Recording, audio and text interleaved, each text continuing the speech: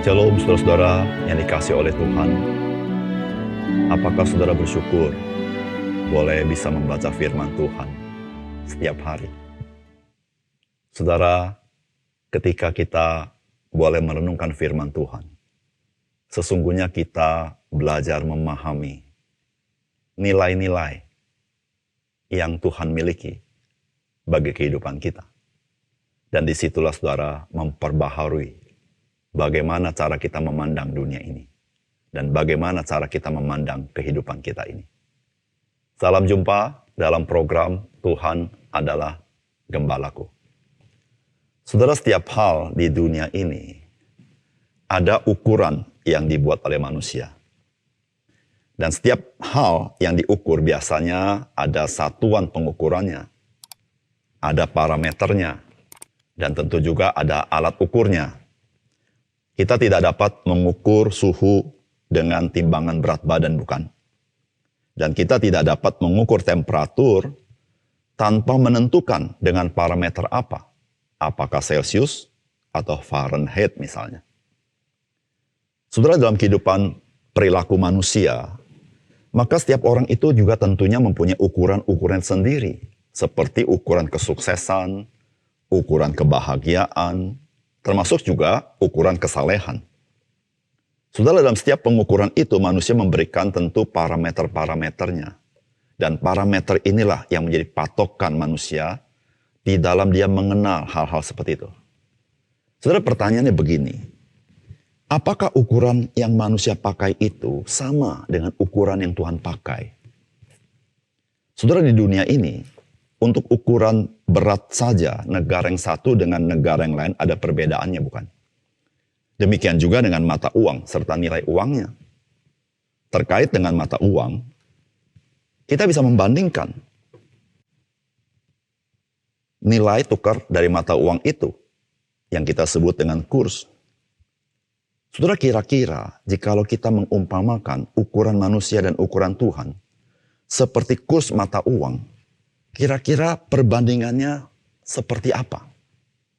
Pernahkah saudara pikirkan? Saudara, di sini kita belajar satu hal. Kita harus hati-hati terperangkap menyamakan ukuran Tuhan dengan ukuran kita. Saudara, mari kita membaca firman Tuhan dari Lukas pasal 20 ayat 45 sampai 21 ayat yang keempat. Ketika semua orang banyak mendengarkan, Yesus berkata kepada murid-muridnya, "Waspadalah terhadap ahli-ahli Taurat yang suka berjalan-jalan, memakai jubah panjang dan suka menerima penghormatan di pasar, yang suka duduk di tempat terdepan di rumah ibadat dan di tempat terhormat dalam perjamuan, yang menelan rumah janda-janda dan yang mengelabui mata orang dengan doa yang panjang-panjang. Mereka itu pasti akan menerima hukuman yang lebih berat." Ketika Yesus mengangkat mukanya, ia melihat orang-orang kaya memasukkan persembahan mereka ke dalam peti persembahan. Ia melihat juga seorang janda miskin memasukkan 2 peser ke dalam peti itu. Lalu ia berkata, "Aku berkata kepadamu, sesungguhnya janda miskin ini memberi lebih banyak daripada semua orang itu. Sebab mereka semua memberi persembahannya dari kelimpahan. Tetapi janda ini memberi dari kekurangannya. Bahkan ia memberi seluruh nafkahnya." Saudara yang dikasih oleh Tuhan, bagian firman Tuhan yang kita baca ini adalah 2 peristiwa yang berbeda. Dalam peristiwa pertama, itu merupakan peringatan Tuhan Yesus. Dan peristiwa kedua, itu merupakan rekomendasi dari Tuhan Yesus.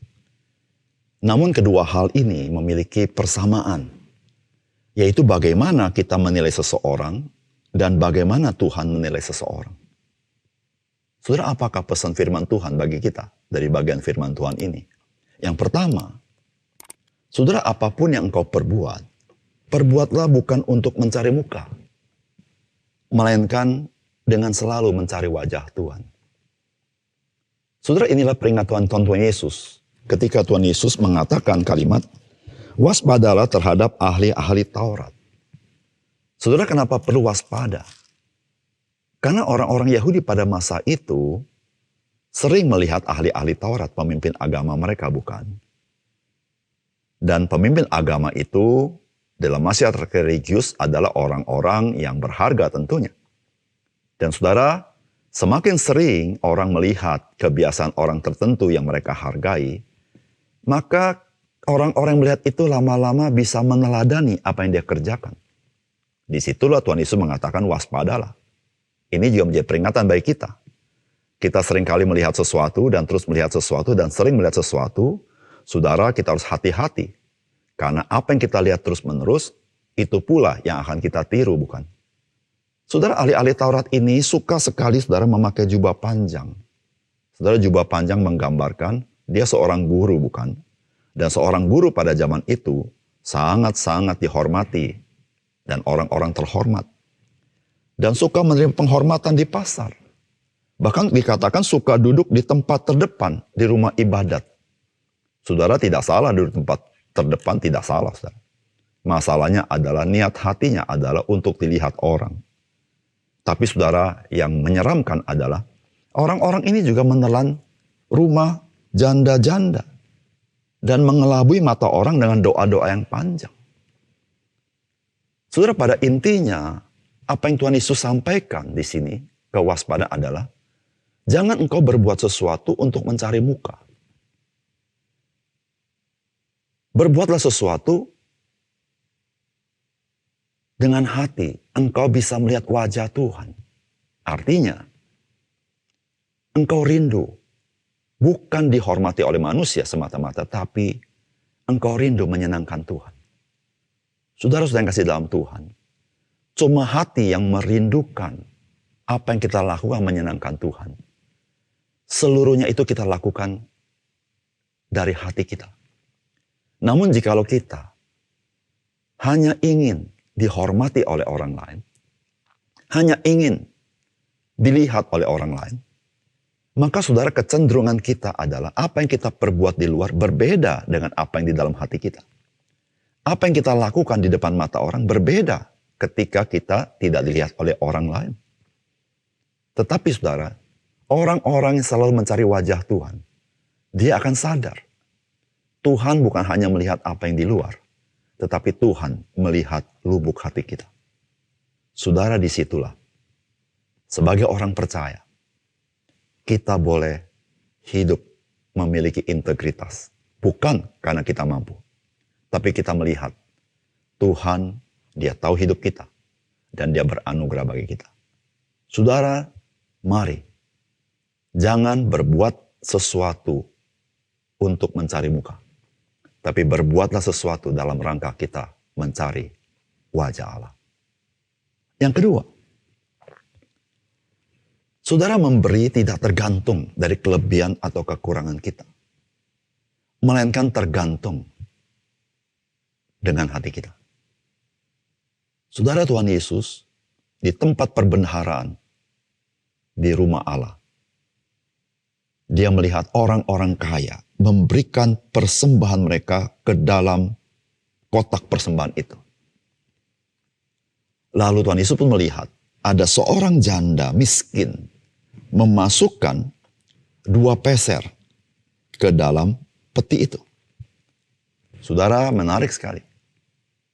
Orang kaya memasukkan persembahan mereka ke peti tidak disebut berapa banyak. Namun janda miskin ini disebut 2 peser. Tentu hal ini masuk akal. Kalau uangnya banyak dimasukkan, tentu susah dihitungnya, bukan? Tapi kalau jumlahnya sangat sedikit, masih dalam hitungan jari, maka lebih gampang dihitung. Disitulah menggambarkan betapa miskinnya orang janda ini, dan betapa kayanya orang kaya itu, sehingga persembahannya pun sulit untuk dihitung, karena sangat banyak. Tetapi menarik sekali apa yang Tuhan Yesus katakan, saudara. Saudara, Tuhan berkata, aku berkata kepadamu, sesungguhnya janda miskin ini memberi lebih banyak daripada semua orang itu. Saudara, tentu kita tahu pemberian janda miskin ini jauh lebih sedikit daripada orang kaya itu. Tetapi inilah persepsi Tuhan mengenai persembahan. Saudara, persepsi Tuhan adalah sebab mereka semua memberi persembahannya dari kelimpahannya. Tetapi janda ini memberi dari kekurangannya. Bahkan ia memberi seluruh nafkahnya. Saudara yang dikasih oleh Tuhan, persembahan yang Yesus maksudkan bukan soal banyak atau sedikit, tetapi bicara soal hati kita. Saudara, bagaimana hati kita? Nyata di dalam apa yang kita lakukan, termasuk di dalam persembahan kita. Saudara yang kasih dalam Tuhan, apa yang terjadi dengan janda miskin ini di dalam hatinya? Saudara, Tuhan berkata, bahkan ia memberi seluruh nafkahnya. Saudara, luar biasa bukan? Jikalau janda ini tidak mengasihi Tuhan dengan segenap hidupnya, mungkinkah dia menyerahkan 2 peser seluruh nafkahnya dimasukkan ke dalam kotak persembahan? Saudara, sangat sulit sekali bukan? Saudara, apakah dia tidak pernah berpikir bagaimana hidupnya selanjutnya? Namun saudara, dia berikan itu kepada Tuhan. Karena dia percaya Tuhan memelihara hidupnya. Saudara, tidak berarti persembahan-persembahan yang kita berikan, berapapun jumlahnya, menjadi tidak berarti karena kita tidak memberikan seluruh nafkah kita. Tidak demikian. Tetapi maksud Tuhan adalah, mari kita belajar punya persepsi, bukan materialistik, tetapi persepsi rohani, persepsi iman, persepsi integritas, dan persepsi keutuhan hidup. Bukan semata-mata berapa jumlah banyak yang bisa kita berikan, tapi bagaimana persepsi kita terkait dengan apa yang kita lakukan. Saudara yang kasih dalam Tuhan, persepsi Tuhan bisa berbeda dengan persepsi kita. Di situ saudara, kita harus belajar dari persepsi Tuhan. Saudara, kelebihan kita bisa memberi kepada Tuhan dan kita bersyukur. Tetapi Alkitab memberitahukan dari contoh ini, kekurangan pun tidak menghalangi seseorang untuk memberi kepada Tuhan. Dan janganlah ketika kita memberi dalam kekurangan kita, kita merasa Tuhan tidak mau terima karena begitu sedikit. Tapi janganlah ketika kita memberi dari kelebihan kita, kita merasa saya lebih berharga, pasti Tuhan menghargainya. Tidak juga. Setiap kita yang memberi kepada Tuhan, mari kita memberi yang terbaik. Mari kita memberi yang patut. Tetapi jangan lupa, kalau Tuhan terima, saudara, itu adalah anugerah yang Tuhan berikan kepada kita. Karena segala sesuatu di dunia ini, termasuk apa yang kau miliki dan saya miliki, itu adalah milik Tuhan. Mari saudara, ketika kita memberi dari hati yang penuh kasih kepada Tuhan. Sehingga itulah saudara-saudara yang sesungguhnya Tuhan rindukan dalam hidup kita. Mari kita berdoa. Bapa surga, terima kasih. Dari bagian firman Tuhan ini kami tahu, persepsi Tuhan dan persepsi kami seringkali berbeda jauh. Oleh karena itu kami harus terus belajar firman Tuhan, supaya kami mengerti apa yang Tuhan maksudkan. Supaya kami tidak memakai persepsi dunia ini di dalam kami menilai apa yang Tuhan inginkan. Tuhan, terima kasih. Tolong kami supaya kami semakin bertumbuh, semakin nyata di dalam perilaku, tindakan, ucapan, pikiran kami di dalam kehidupan kami. Sehingga kami boleh menyatakan keindahan, kemuliaan, dan keagungan Tuhan. Di dalam nama Tuhan Yesus kami berdoa. Amin.